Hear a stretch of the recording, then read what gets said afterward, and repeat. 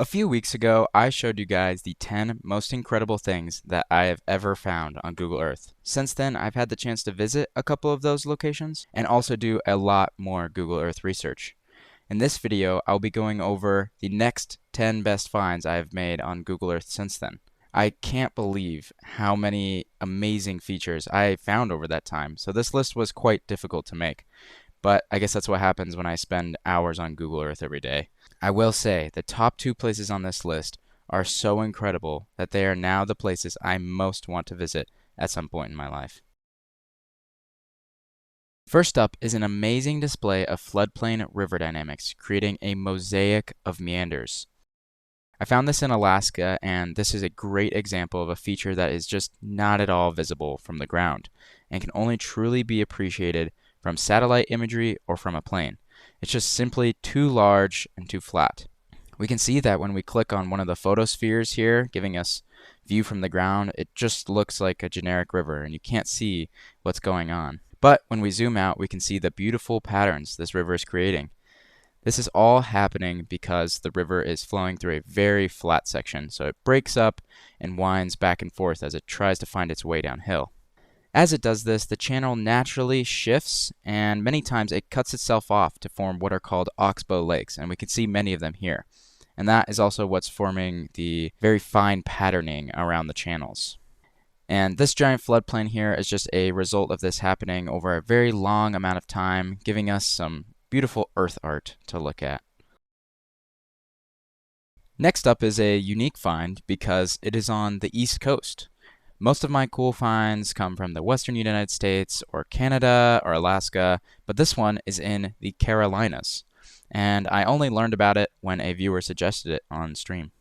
They're called the Carolina Bays, and they are a congregation of shallow depressions, all of similar shape, and for some reason, they all point in the same cardinal direction, and there are thousands of them. They occur all over the East Coast, beyond just the Carolinas, but they're just named the Carolina Bays because that's where they were first discovered. The most likely cause of this formation is permafrost melting events that would have occurred at the end of the last ice age. Permafrost melting often causes shallow depressions where the land subsides as the ice loses volume as it turns to water. And most of the East Coast where they are found was covered by an ice sheet and subsequently permafrost. Why they all point in the same direction, however, is much more of a mystery. Next up is what I'm calling the Great Fracture. Located on a large mountain in Montana, this 100-meter long fracture seems to go all the way down this entire mountain.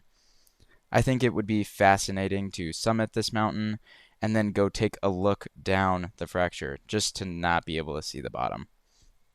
It's also impressive how perfectly straight it is as well, and I'm assuming this has something to do with the rock type, which looks to be limestone. It really reminds me of the Black Crack in Canyonlands National Park, which is another large fracture that I have had the chance to visit, and that was amazing. This is one of those things that isn't really breathtaking or beautiful, but rather something that I really want to visit just out of pure curiosity. And those are the things that I love to find on Google Earth, stuff like this. Lately, the Vermilion Cliffs have been getting a lot of attention on social media, especially this area where the rock is fractured into many small geometric sections. This area is pretty overrun now, so I set out to find another example of this beautiful fracturing on white sandstone, because I knew there had to be some other example of it out there. Recently, I finally found another example of it here. The fractures that I found on this rock layer are even more cubic than the ones at Vermilion Cliffs, and I have no doubt that the drone shots here would look otherworldly. I was actually recently in this area, but I didn't have time to stop by this amazing formation, so I'll have to do it on a return trip. I just think it's so cool how these fractures are offsetting each other at 90-degree angles to create these cubes, and it really reminds me of the Needles District at Canyonlands National Park. Either way, near right angles in nature are always a really cool sight, and hopefully I can get out of here soon. Number 6 is probably the most unique river bend I have ever found, and it almost looks like an arrow or a spear to me. I'm not sure why the river took such a sharp turn at this point, but it just happened to make a very cool looking shape because of it. I really want to drive to the end of the nearest road and then hike out to the precipice of the arrow and get some fantastic views along the way. From this nearby photosphere, we can see that this canyon is just gorgeous in general. So I think the view from the tip of the Arrow Butte would be fantastic. And I'm not really sure if anyone hikes out there. I always love to check out river meanders like this because sometimes you can find little islands that have been separated from the mainland. And in this case, I just got lucky when I zoomed in on this one and it happened to be a super cool shape. It would also be interesting to see if there's any archaeological artifacts somewhere on this butte because I know this area was inhabited and there are many cliff dwellings in the area. So that would make it an even more interesting place to explore just because of that added possible discovery of something archaeological. Next, we go to Alaska to look at one of the most perplexing things I have ever found on Google Earth. For a while, I couldn't tell if what I was looking at was even real, or if the imagery was corrupted or glitching somehow. However, upon closer inspection, I do think that this is real because of all the different imagery tiles lining up.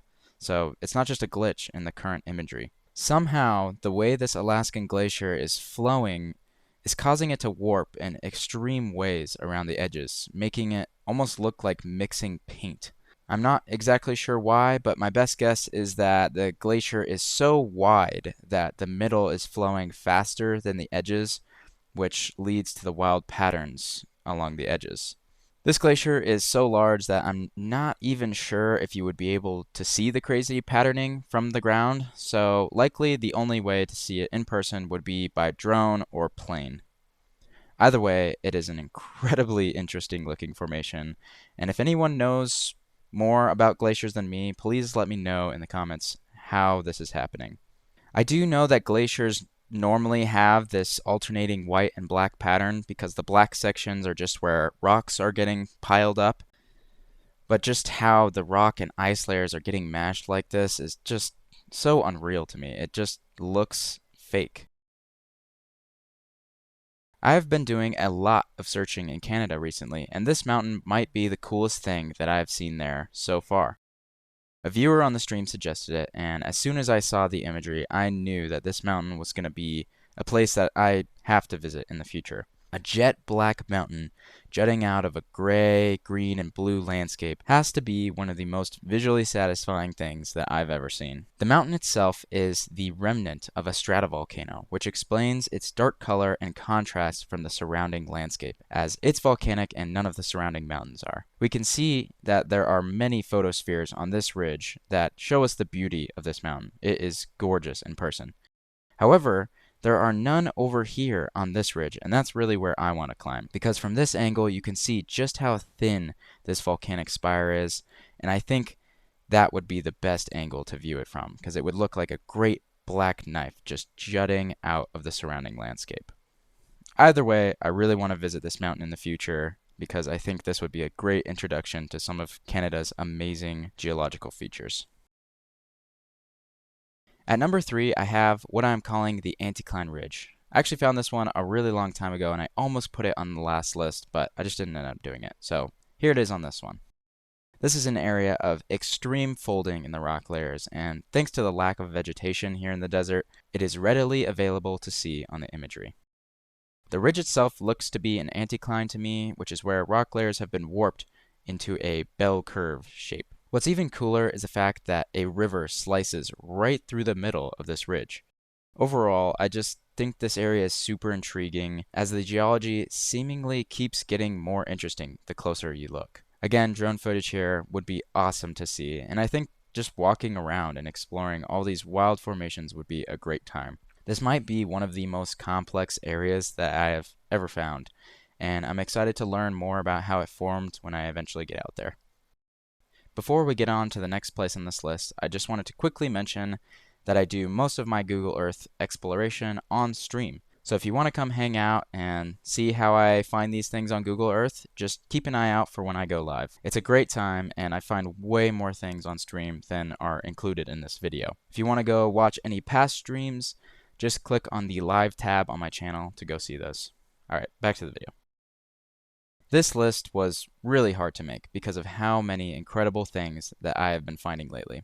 But these top two spots were very easy to decide on, and they are both otherworldly places that will be life-changing experiences if I ever get the chance to visit them. So, at number 2, I have Umnak Island. This is an extremely remote volcanic island that I came across on stream while checking out each of the Aleutian Islands of Alaska. Most of the Aleutian Islands are pretty cool, but this one is something else. It is completely uninhabited, other than one small settlement on the southwestern tip of the island called Nikolski. So, what makes this island so amazing? Well, the first thing I noticed about it, and probably the most impressive feature, is this massive caldera that sits in the northeastern volcano. This caldera is full of interesting features, like several bright blue lakes, orange cinder cones, and even this stark green moss covering all of the hill slopes. From this, I was hoping that the place would have one of the most insane color schemes of any natural landscape, with bright greens, dark blacks, vibrant blues, and oranges. However, often the imagery can exaggerate color, so I didn't keep my hopes up. Normally, places this remote don't actually have any photos for us to look at to see what the landscape is really like, so we're just left speculating based off the imagery. But then I noticed that there are actually photospheres on this island, thanks to Viktor Poznov, who also has a video of his trip here. And he's doing us all a big favor by sharing with us what this island really looks like. When we look at his photosphere, we can see that this place is even more insane than I ever could have imagined. I cannot believe those colors. This whole caldera is really an unbelievable place. And if we check out some of his other photospheres, we can see that the rest of the island is also gorgeous and also has some interesting things like old abandoned structures and some waterfalls actually. The caldera easily takes the cake though, and is now one of the places on Earth that I want to visit the most. I don't know if I'll ever be able to make it out there just because of how remote and difficult travel would be, but if I do, I know it'll be one of the most stunning landscapes I'll have ever seen. I could keep talking about this island forever, but go check it out for yourself on Google Earth and go watch Victor's video. It's amazing. But for now, I'll leave it at that, so let's move on to number 1. So, you might be wondering, how could you have found anything more incredible than Umnak Island? Well, let me introduce you to Baffin Island. This place is so chock full of amazing Google Earth finds that I might have to make a full video about this place, because I don't think I can come even close to including it all in this video. I'll go over the highlights to give you a good idea though. Baffin Island is a massive island located in the farthest northern reaches of Canada. I only started to realize what a crazy place it was after a person on stream recommended I check out this photosphere right here. My jaw dropped when I saw that mountain. And wouldn't you know, again, it's Viktor Poznov with the photosphere. He really has done some crazy stuff. Anyway, this is Mount Asgard, and I could not think of a better name, a more fitting name for a mountain as godly as that one. After seeing that, I became intrigued with the island and I started to look around the rest of it for cool features. That's when I realized there are incredible features almost everywhere. Whether it's these interesting glacial bowls, strange pine needle looking formations, permafrost depressions, these weird round hills, or just shocking mosaics of glacial lakes, this island is full of landscapes that are basically art in my eyes. I don't doubt that many of these would not look like very much from the ground, but they are certainly beautiful from a satellite or plane. Regardless, this island is a massive stretch of mostly uninhabited Arctic land that is probably one of the most gorgeous untouched places left on Earth. I doubt I'll ever be able to make a trip up to the island to see Mount Asgard and the rest of these features, just because it is so far north and it's really hard to get there. But it is one of my biggest hopes that I do get that chance. If I ever do, I will definitely be sharing it with you guys on this channel here. If you want to go see some of the places on Google Earth that I have gone and visited in person, check out this video here. It's probably my favorite adventure that I've done in the past couple months. Otherwise, thank you for watching and go do some exploring on Google Earth. It's a great time. All right, see ya.